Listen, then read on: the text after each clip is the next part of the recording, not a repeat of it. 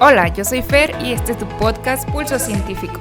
Yo soy Brandon y estaremos compartiendo conocimientos científicos de salud, debatimos ideas y aprendemos juntos. Yo soy Steffi y aquí la curiosidad se transforma en conocimiento. Yo soy Javier y este es un podcast del Doctorado en Investigación Multidisciplinaria en Salud y la Universidad de Guadalajara.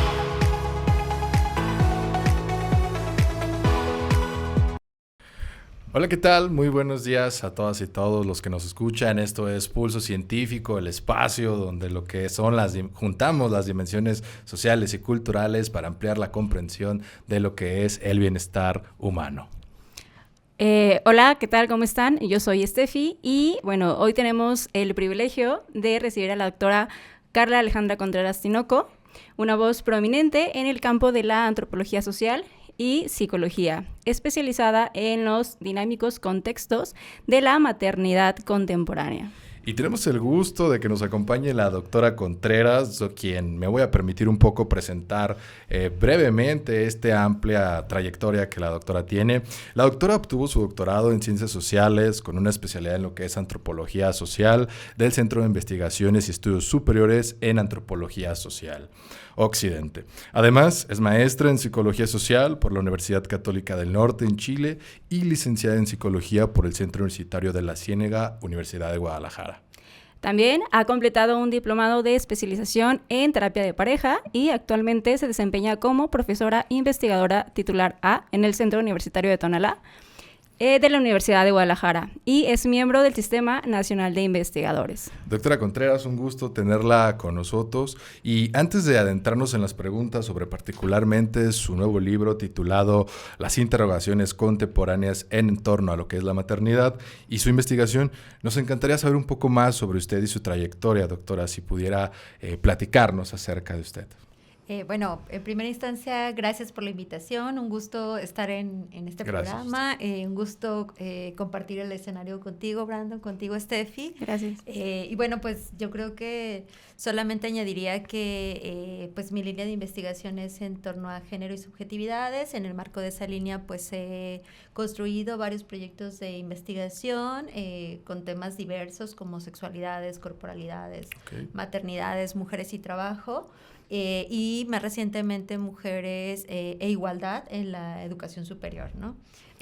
Por ello, pues ahora soy co-líder de la Red Internacional de Igualdad e Inclusión en la Educación Superior, que es una red que alberga investigadoras e investigadores de distintos países de Latinoamérica principalmente, aunque también algunos europeos. Y también soy líder del Grupo Iberoamericano de Maternidades Situadas. Entonces, bueno, pues eso es lo que podría agregar. Muchas gracias, doctora. Doctora, y bueno, ahora adentrándonos un poquito en el tema de su libro, ¿qué fue lo que la motivó a estudiar la maternidad como un tema de estudio? Bueno, valga contarles un poco que, yo en el marco de los estudios doctorales, mi tesis doctoral fue sobre la experiencia del embarazo y los impactos que esta experiencia tiene en la vida de las mujeres. Entonces ahí pues empecé un hondo camino de indagación, de abordaje de las maternidades, de los embarazos, como fenómeno social y cultural y no necesariamente como fenómeno biológico, ¿no?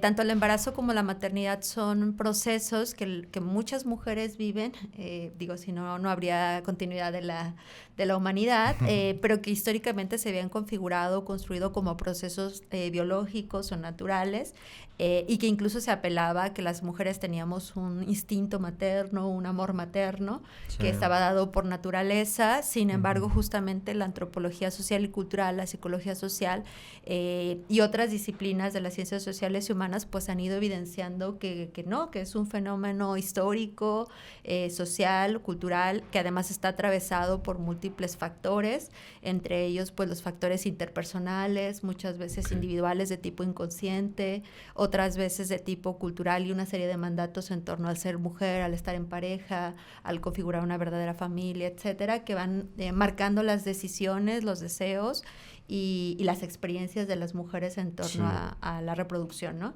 Entonces, un poco así nació el interés por no solamente por la maternidad, sino también por el embarazo, pensando como esos procesos que son inevitables en la vida de los sujetos, pero que hay que comprender a profundidad, porque además son altamente marcadores de lo que es el sujeto social, ¿no? De acuerdo. Perfecto, muchas gracias. Y doctora, en su investigación usted aborda diferentes aspectos modernos sobre lo que es la maternidad. ¿Podría compartir con nosotros cuáles son estas nuevas interrogantes que surgen acerca de lo que es la maternidad hoy en día?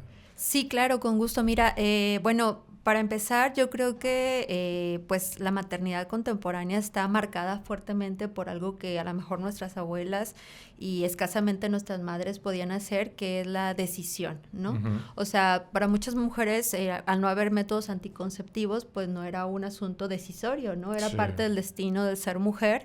Sin embargo, los métodos anticonceptivos irrumpieron de manera fuerte como parte de las políticas de salud pública y como parte de los procesos sociales que fueron permeando para que las mujeres ahora, en la época contemporánea, decidan si quieren o no ser madres, cuándo lo quieren ser, y además en qué condiciones o de qué manera lo quieren ser, ¿no? Entonces esa es una marca importante en la época contemporánea del fenómeno de la maternidad, ¿no? O sea, ya las mujeres pueden, por ejemplo, a través de las tecnologías biomédicas o bioreproductivas, decidir postergar los años en los que van a tener al hijo, congelar óvulos, incluso pues a lo mejor recurrir a tecnologías de fertilización in vitro, etcétera, uh-huh, que van reconfigurando las maneras de ser madre, ¿no?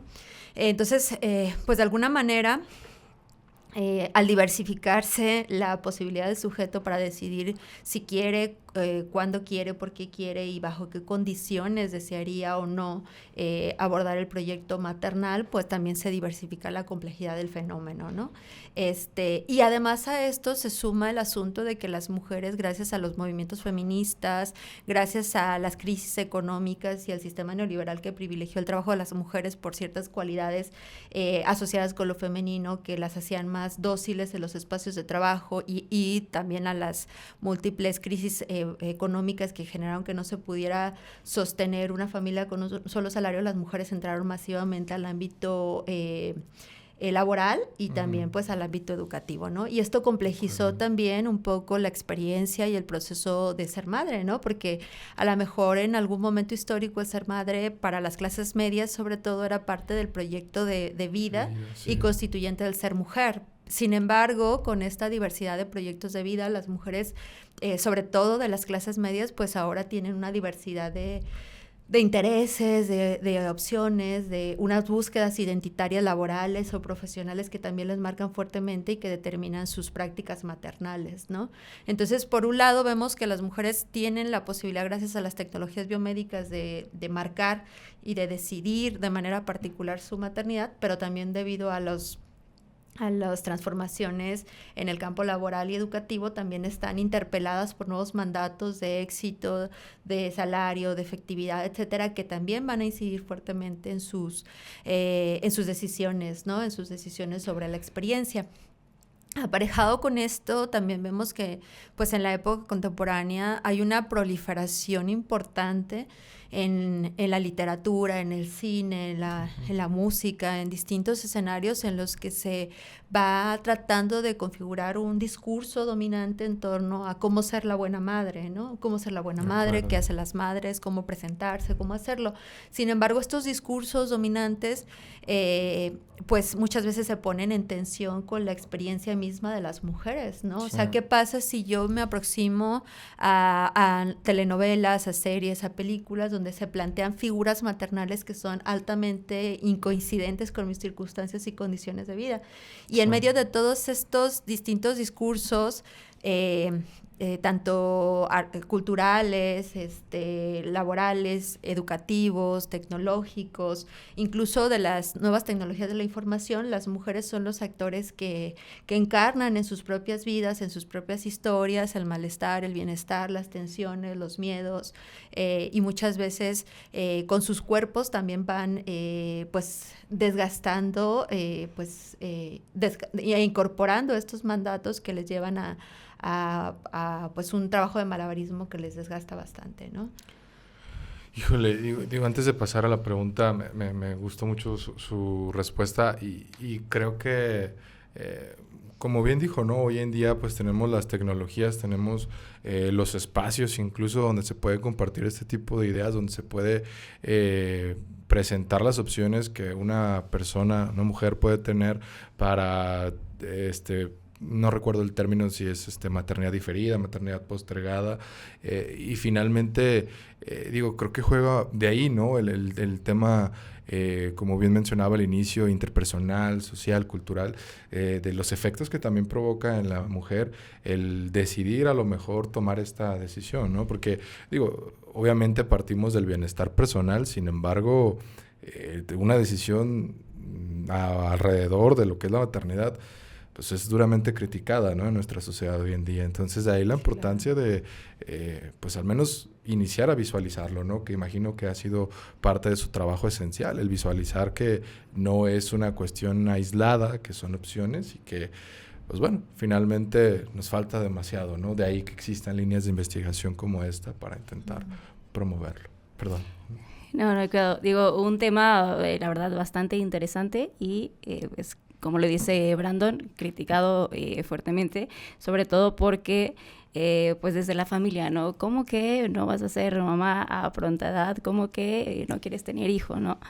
Pero, pues bueno, qué bueno que se abren estas líneas de investigación. Y doctora, ¿cómo cree que su trabajo y las discusiones en su libro pueden influir en la percepción cultural y social de la maternidad? Ok.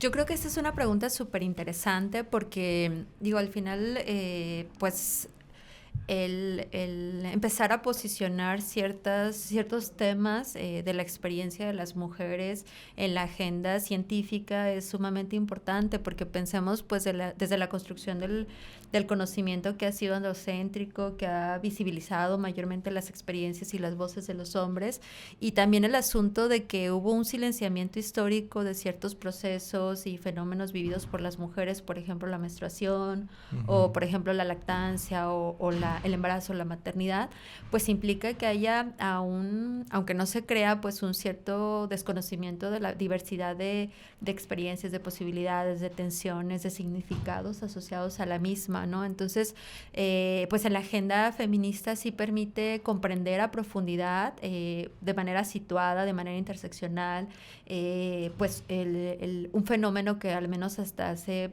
varias décadas estaba configurado como biológico, y que cada vez hemos ido desmontando y identificando que no tiene nada de biológico, ¿no? De hecho, quisiera comentar que bueno, yo antes de la tesis doctoral en la maestría abordaba el tema sobre sexualidad, ¿no? Todas las experiencias y los significados asociados a la sexualidad, y en una de las entrevistas una chica de clase media de 25 años me comentaba reiteradamente cómo había cambiado su vida sexual a partir del embarazo, ¿no? Y a mí eso me generó nuevas inquietudes, porque yo decía, ¿pero cómo? O sea, ¿por qué es tan insistente sobre el embarazo y cómo se transformó su cuerpo y cómo se transformaron sus hábitos, sus relaciones de pareja, etcétera, si muchas mujeres se embarazan, ¿no?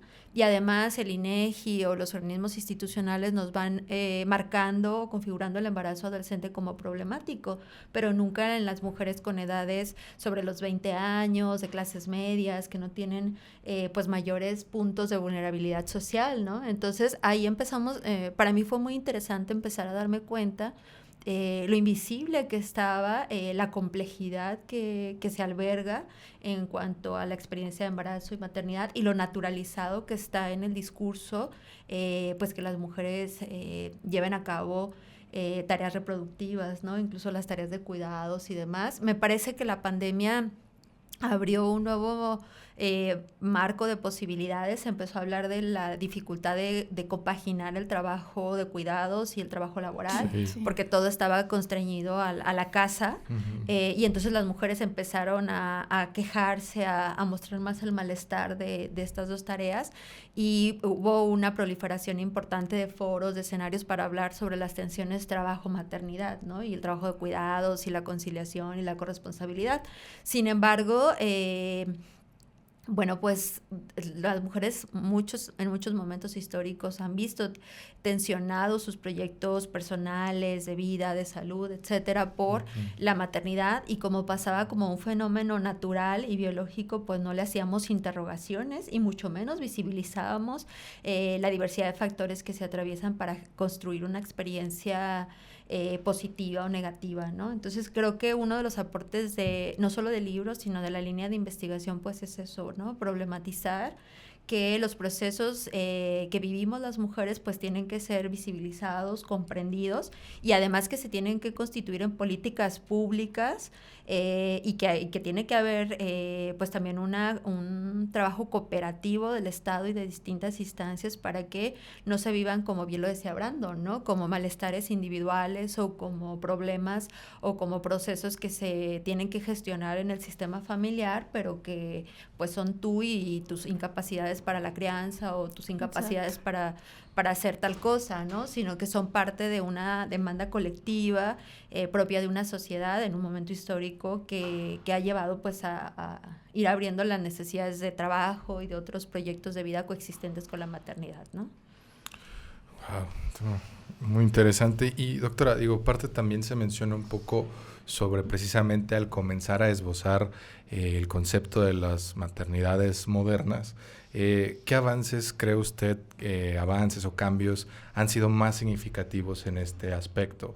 Es decir, el comenzar a introducirlo a la sociedad, a la población, ¿podemos lograr esbozar o identificar cambios, avances en este proceso a partir de la identificación de este concepto? Sí, fíjate que esa es una pregunta desesperanzadora, porque justamente, pues más que avances, ha habido complejidades en la experiencia maternal, ¿no? Entonces, por ejemplo, han emergido nuevas propuestas de maternidades, por ejemplo, ecológicas o de maternidades intensivas, que son propuestas contemporáneas que vienen de la década de los 90, de los 2000, donde se habla, por ejemplo, de la crianza con apego, de la lactancia libre demanda, del asunto de pensar y privilegiar las necesidades del infante, de el no uso de las cesáreas, y de todo este asunto de sentir corporalmente una conexión, y de sentir y construir corporalmente una conexión con el infante.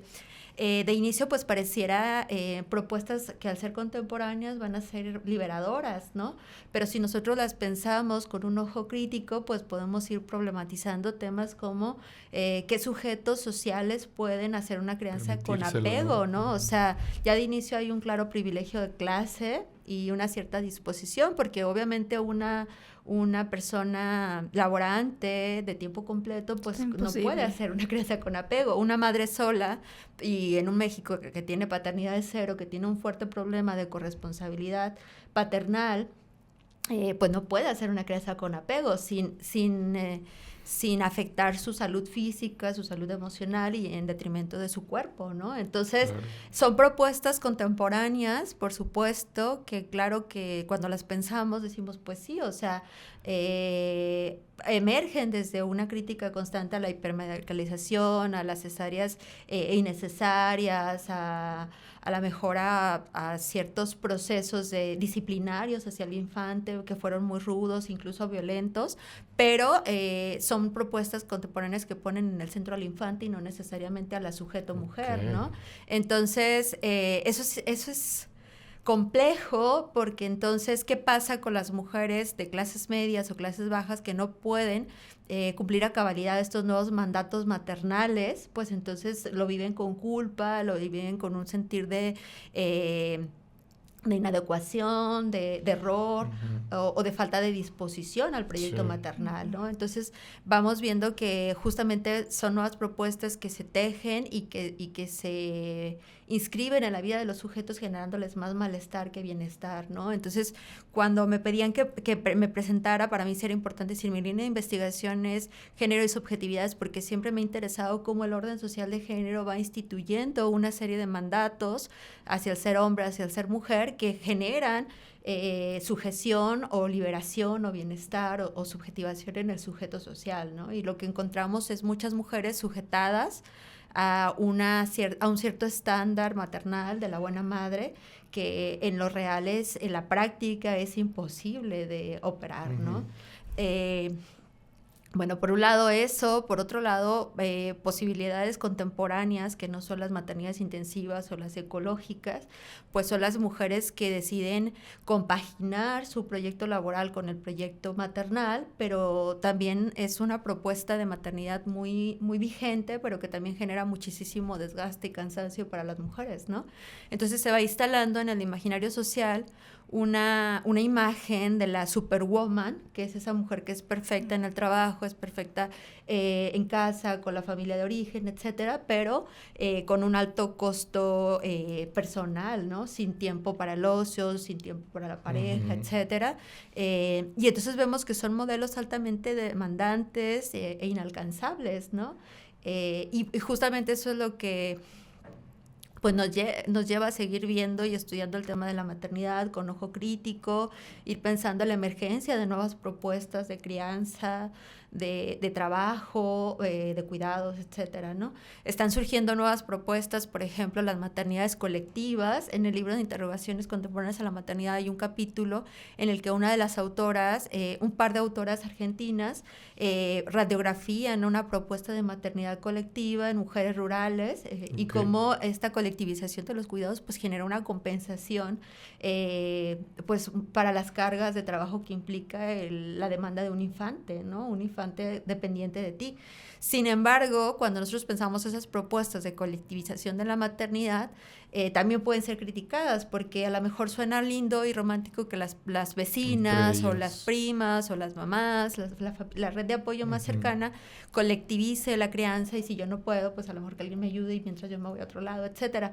Sin embargo, son redes altamente feminizadas, ¿no? Entonces todavía tenemos que ir pensando las maternidades aparejadas con las paternidades y la necesidad de que los hombres tengan una participación activa en el trabajo de crianza, ¿no? Pero ¿cómo van a tener una participación activa si eso no está aparejado de políticas de cuidados, por ejemplo, que se instauren en el sector institucional, ¿no? Entonces es un tema complejo, con muchas aristas, y más que propuestas favorables o desfavorables, me parece que hay que verlas como siempre se hace en las ciencias sociales, con una mirada llena de matices, llena de potencialidades, de obstrucciones y con un ejercicio siempre pues de buscar qué más hay, ¿no? O cómo se puede reinventar el mundo social.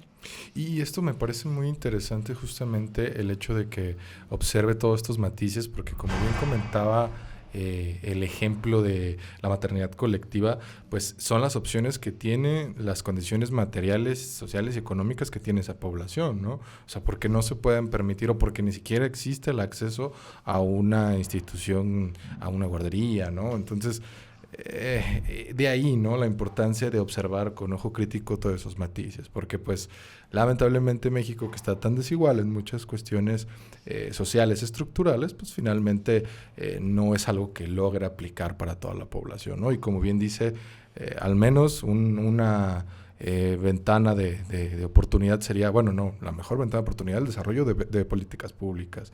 El hecho de que, bien lo decía, ¿no? O sea, una licencia por paternidad, desconozco la cantidad de días, pero me parece que no es más de 15 días, ¿no? Los que tiene el papá, ¿no? Que en este caso, como bien dice, pues no se acopla a esta responsabilidad en la crianza, ¿no? Del infante. Entonces, pues bueno, resulta sumamente complejo. Pues bueno, nada más que agregar, un tema bastante interesante y que nos falta mucho por aprender y crecer. ¿Algo que agregar? Doctora, y finalmente, bueno, nos acercamos ya al final de este episodio. La verdad me gusta bastante, espero que en algún futuro podamos repetir, ¿no? La charla con usted.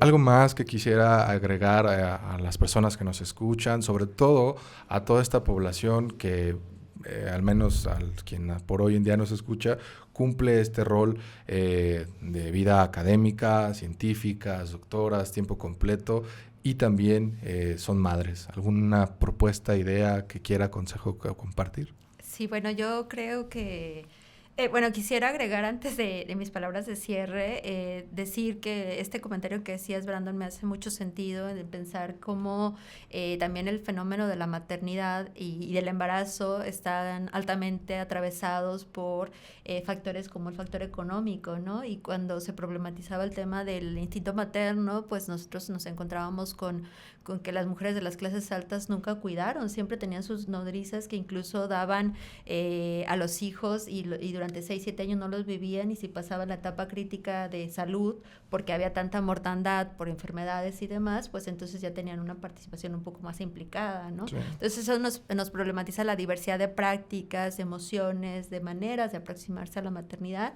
y cómo estas siempre están ligadas pues a distintos factores, entre ellos por supuesto que el económico, el de la clase, el de las políticas públicas, y cómo pues la tarea de los cientistas sociales y de los humanistas de vertiente más crítica, pues siempre es pensar en cómo distintas variables o factores atraviesan la experiencia de los sujetos, y cómo hacer que para que los sujetos que están en desventajas de capitales, de circunstancias, pues no terminen incorporando el malestar de manera individualizada, ¿no? Yo creo que ese es un compromiso ético-político de muchos cientistas y que hay que seguir firmemente trabajándolo, ¿no? Y solamente como para palabras de cierre, sí me gustaría decir que en la diversidad de estudios que he hecho en torno al embarazo y la maternidad, pues he ido encontrando que cumplir con el ideal de la buena madre siempre es imposible, siempre es un ideal inalcanzable, y que además a las mujeres de distintas maneras se nos ha sujetado